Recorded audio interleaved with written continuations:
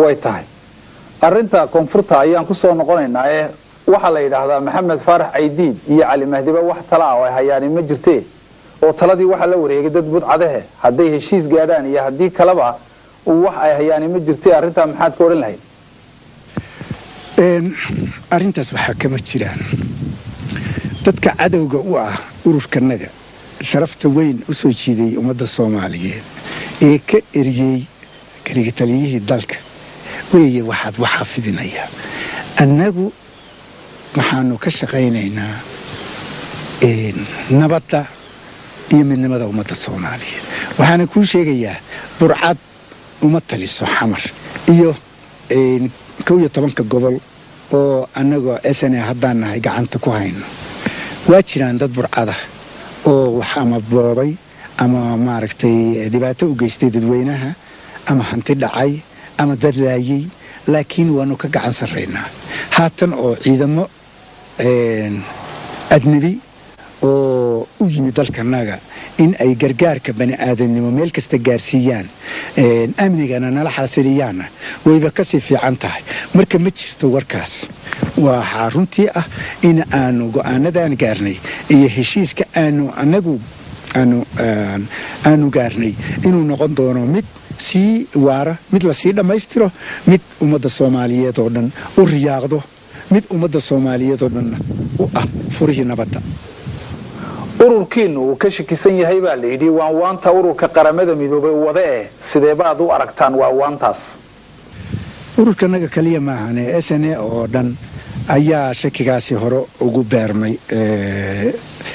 waxaana shakiga hore u dhaliyay qaarimaadka midoobay wakiiladii u jooga Soomaaliya gaar ahaan wakiilka hadda u jooga ergeyga gaarka iyo ragga kale oo isaga la shaqeeya iyo xogayaha guudba waxaan filayaa maadaama muddo badan aanu maaragtay weydiisanay in arrimaha khilaafkana dhex yaala la xaliyo waxaan ku rajo weynahay khilaafkaas inuu dhammaan doono waxaanu la kaashanay xataa gudoomiyaha guddiga amniga iyo guddiga amniga oo aan qoraallo hore ugu fidinay oo aan weydiisanay in la soo diro guddi runta ka baraandaga oo markaas waxyaabaha aan tabanayno in dib loo baaro loo fiirsho oo markaa cidii jidla markaas jidkeeda la siiyo si meesha ay uga timaado iskaashi iyo wada shaqays fiican markaas ma aanu doonayna annaga in la kala qaybiyo waxaan u soconaa u soo halgamayna midnimo dadkanaga inaan midayno nabad ka dhaxridno cadaalad ka dhaxridno horumar aan u helno taasaan u soo halganay inaanu maaragtay mabda'a haddii la ku ron yahay wada tashiga oo dimuqraadiga dalkanaga ka hirgalo xornimo markaas ma doonayna in la kala qaybso ficiladii qoladan aan hadda ka sheekaysanayno qaarimaadka midoobay ka socda ma ay arintaas way farahay gashadeen oo kala qaybintaas ay sameeyeen annaguna waan soo taagno waxaan idinaga joojiye kala qaybinta maalina annagu nila kala qaybin doonayne inaanu midownaan rabnaa iyo arrimo kale oo hadda aanan halka ku taxaynin arintaasna waxaan rajaynayaa inaanu ka dawoono ayaguna ka dawoobaan waa markii inta la wada hadlo meel wax la isla dhigo waa jira marka shakigaas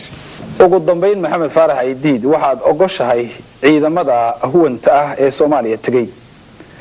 sida hadalkaaga ka muuqatana waad ogoshahay qaramada midoobay haddaba sidee baad u tuunsantihiin ma waxaad ku tuunsantihiin in ay u xaqlinayaan oo ay taageerayaan urur kale waxaanu aaminsanayn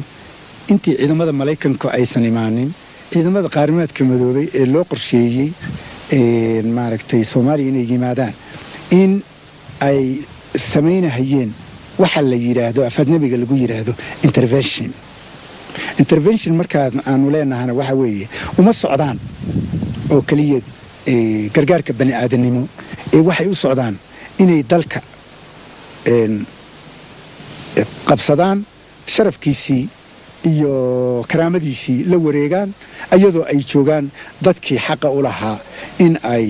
oo ka xoreeyay dhigacabkii inay maamulaan oo ayagu autority kale yihiin marka waxa la tuhunsan yahay xogayaha guud iyo ragga buurokharatiga ah oo asaga la jira iyo ciidamo asagu u gaar ahaa oo la mafilahayay anagu aan aaminsanayn inay maaragtay asaga ka amar qaadanayeen hadday yimaadaan inaynan maaragtay si maaragtay cadaalada aynan hawsha u qabanaynin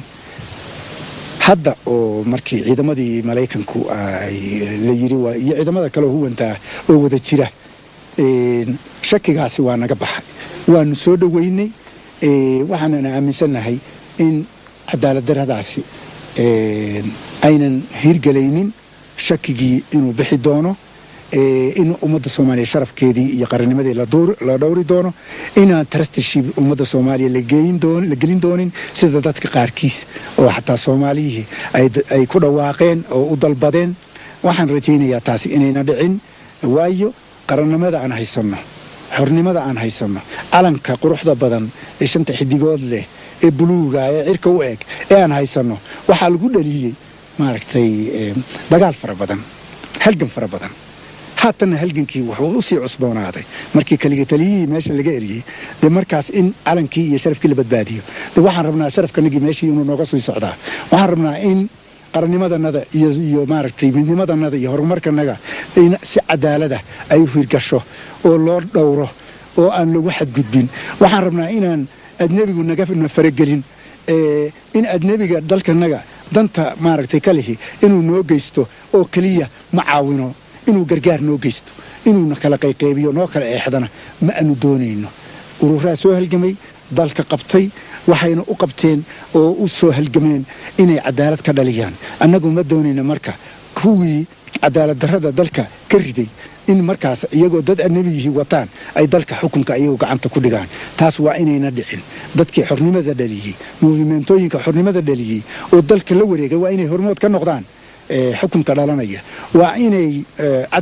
aan kaa dhex galee ma waxa u jeedaa ururada Cali Mahdi oo kale waxaan u jeedaa cid allaala ciddii taliskii hore ee dhigacabka ahaa haddii ay ku roon yahay kala qayb gashay dembigii uu galay iyo kuwii kale ee ummadda maamulkii talisyadii soo jiray ee maamul xumada ku dhaqay ummadda Soomaaliyeed taas waa inayna soo noqon waayo haddana meeshii bay arrintu ka bilaamaysaa haddana ummadda Soomaaliyeed mar labaad dagaal uma baahna inay gasho burburka iyo baabaa hadda ku dhacay waad la socotaa maxamed faarax aydiid maxaa tala ummadda Soomaaliyeed u tabin lahayd marka ugu horeysa ummadda Soomaaliyeed waxaan u rajaynayaa sanadka cusub ee 1993 inuu noqdo sanad ay ku farxaan sanad ay guul kala kulmaan sanad nabadeed inuu u noqdo midda kale waxaan u dirahayaa